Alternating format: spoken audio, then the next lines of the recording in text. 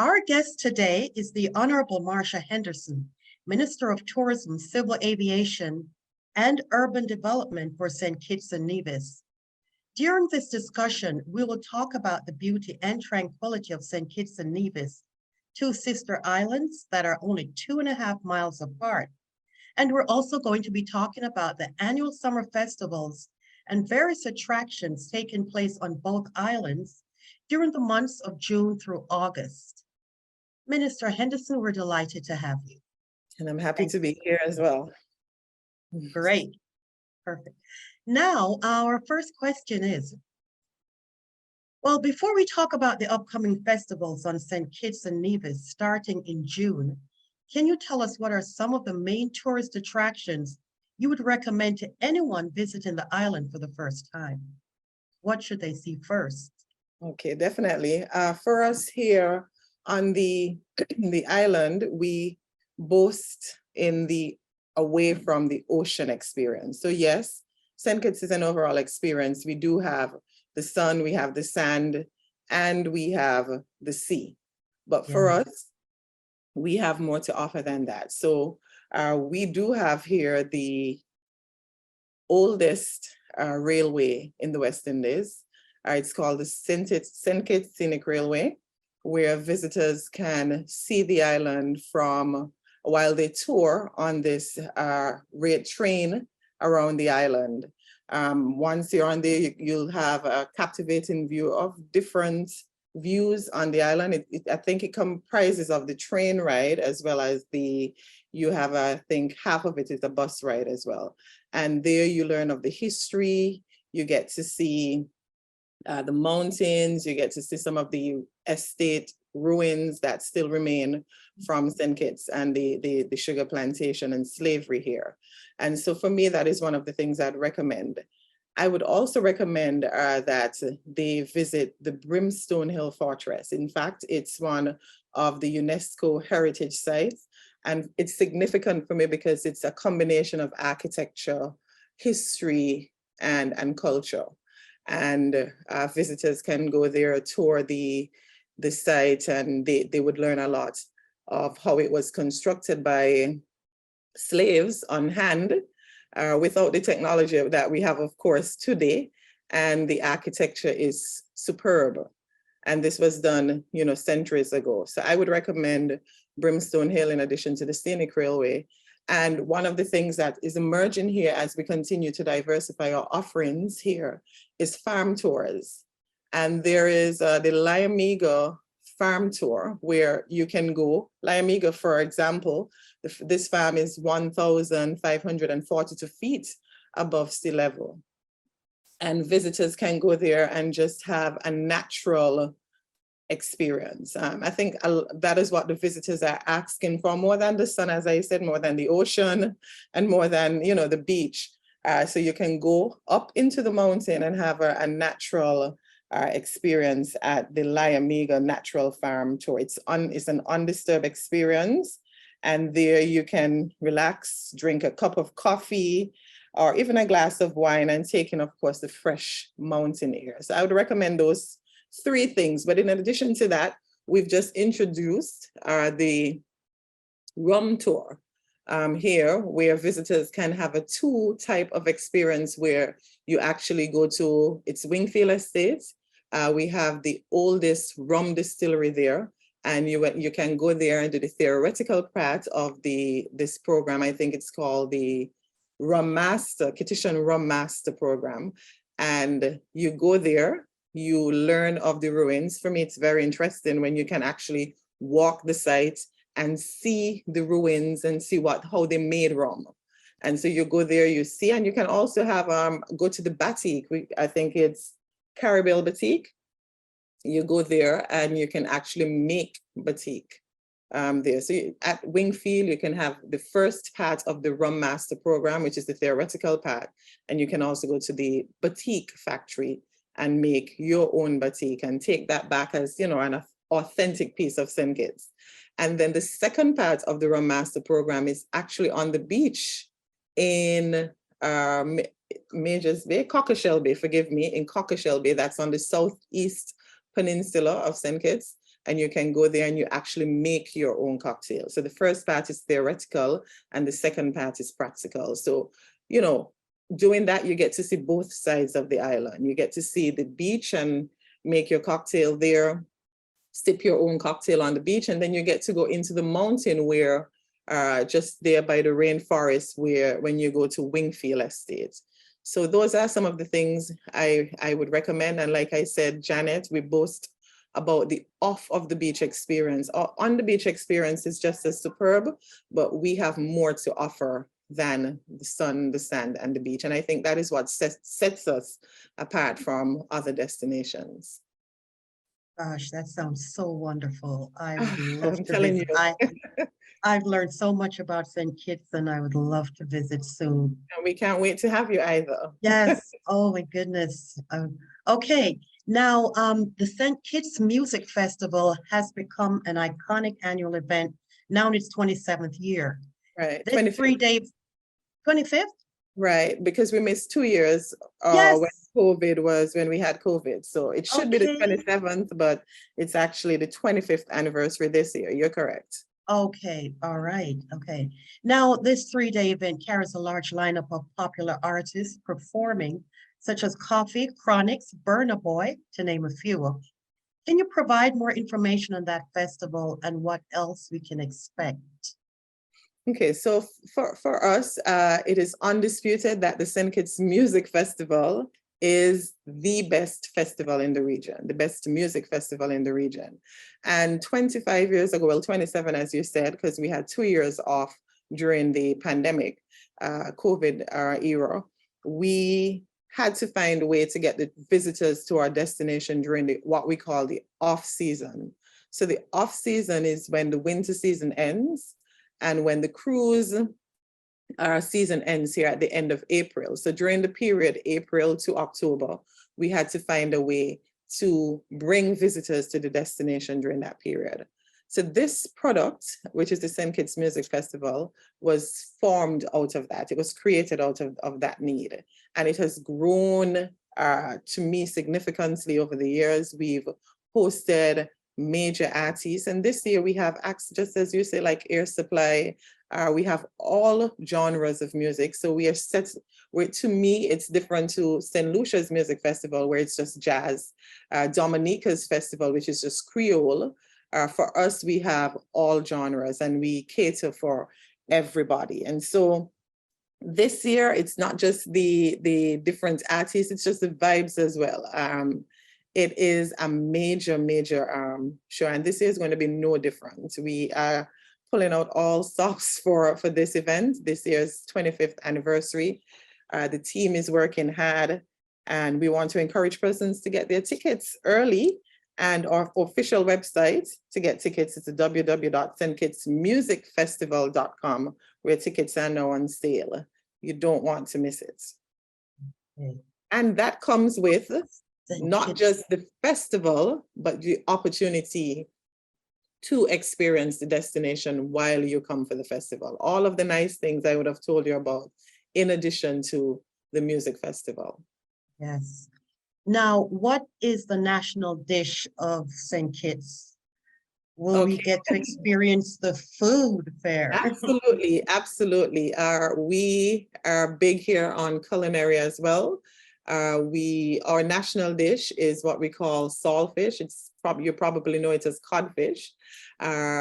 We have that with dumplings, and we have it with breadfruit. I don't know if you know what's breadfruit. It's probably called something else elsewhere, but here we call it breadfruit. It's a fruit, well, a vegetable or a fruit, whichever you want to call it, that originated from Australia when the settlers came here back in the 14th century. They brought the breadfruit plant, and we have it in numbers here in St. Kitts, and so it's a part of the national dish. So it's the breadfruit, codfish, dumplings, and of course seasoned plantains. So those things make up the national dish. Sounds we also delicious. have absolutely. Okay. We also have a number, while we're on culinary, a number of other dishes that we consider local, like what we call cook-up.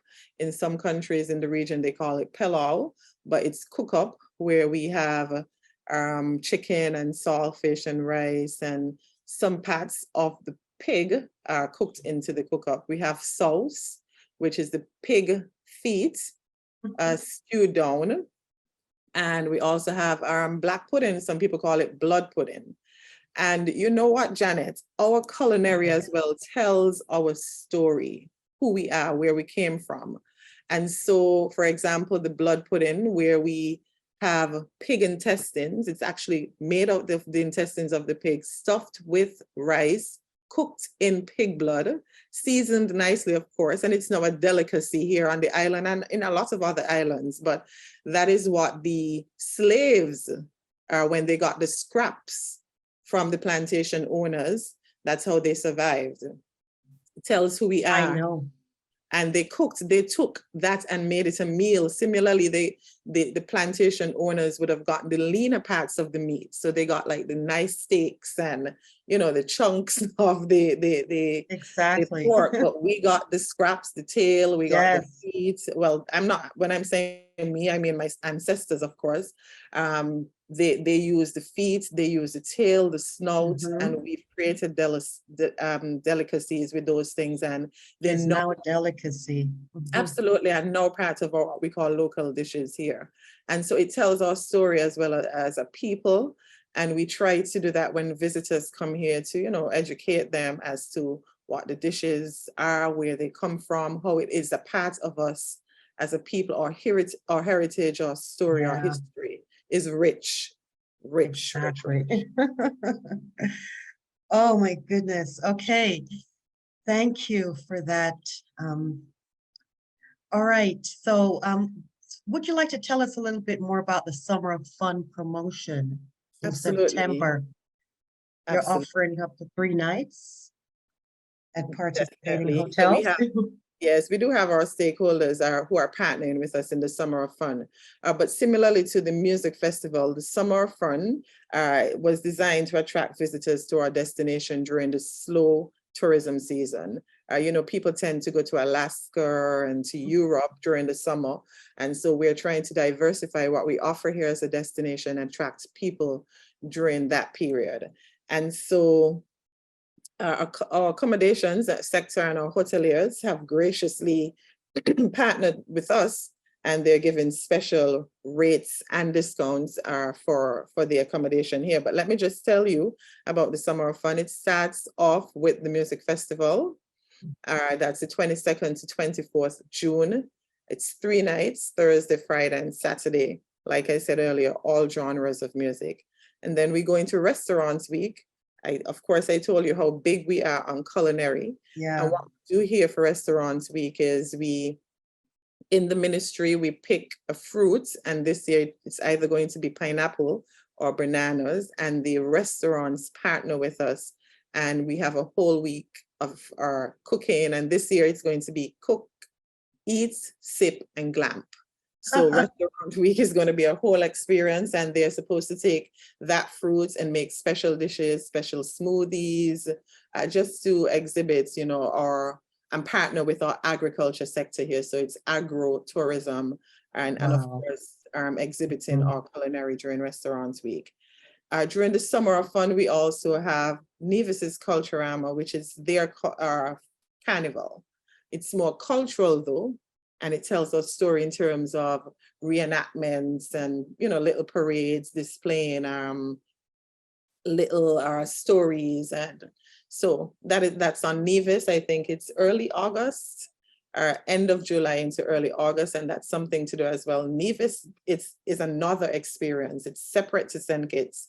So you come to St. Kitts and you have 2 experiences, one in St. Kitts and of course one in Nevis. And so Nevis, during this, they're partnering with us as well. We are offering that during the Summer of Fun, the Culturama, as it says, it's cultural. And the Nevis Mango Festival as well, which is early in July. Nevis boasts that they have over 42 varieties of mangoes. And similarly to our festival here, our food festival here, the restaurant week, they take mangoes and do every and anything with them. And we Great. also have our CPL. So the Summer of Fun ends with the Caribbean Premier League. It's cricket for us. Our cricket is a big thing in the West Indies, in the Caribbean.